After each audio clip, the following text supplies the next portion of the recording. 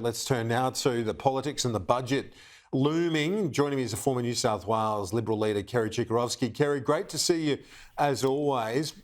The government really hoping the Treasury's right with its suggestion that inflation will be back within the RBA's target by the end of the year.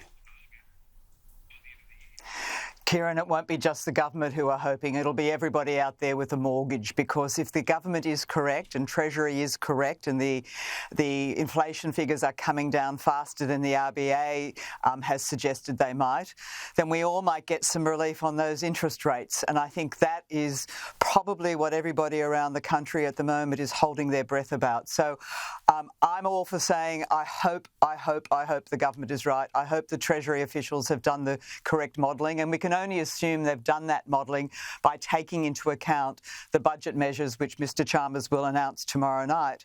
So they're obviously assuming those measures will not add to inflation but will actually help bring it down. And as I said, I think everybody with a mortgage is keeping their fingers well and truly crossed.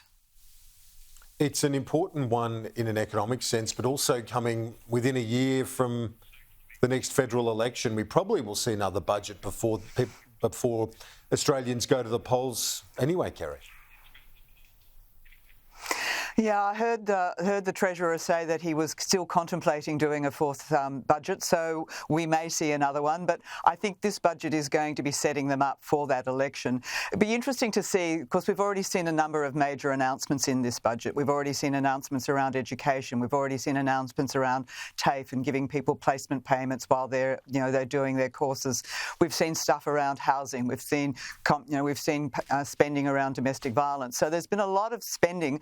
I think what the economists in particular will be looking for at this budget is to see where the savings are coming from, because, if it's all about spend, which is kind of how you almost expect pre-election budgets to be, without those savings, then we might find that those predictions in relation to inflation are at risk. So I think the economists in particular will be looking for where are the savings coming from. The consumers out there, the people out there, the voters out there will be seeing what is this budget going to do for their back pocket. Is it actually going to help them with those cost of living crisis that they're facing? And there has been suggestions from both the Prime Minister and Mr Chalmers that there will be more cost of living relief in this budget. So I'd be keeping a close eye on the spend, but as I said, the economists will be having a close eye on the save.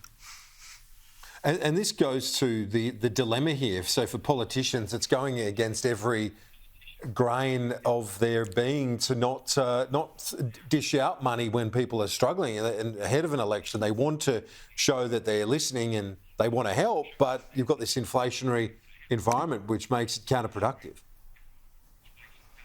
Yeah, which is why I think the government and people like Katie Gallagher, the Finance Minister, have been emphasising in the pre-budget discussions about the fact that they're managing to save money. So if they can save money in part, they will also be talking about how they can afford to make this expenditure so that it doesn't add to inflation. So it'll be an interesting balancing. We've said this for the last couple of weeks. It's always a difficult thing for a treasurer to keep everybody happy. Doesn't usually work, but I mean, it's interesting that he's already been talking about how they're going to help industry. Now, the really interesting part that I haven't really heard at this stage is what they're going to do about small business. Now, that's not often seen as being part of the Labor Party electorate, appeal, but I think they must need to do something about small business, because I know absolutely that the coalition will certainly have a small business policy before the next election, which will be talking about relief for small business and how we can make it easier for small businesses in this country, which employs so many people, how we can make it easier for them to operate.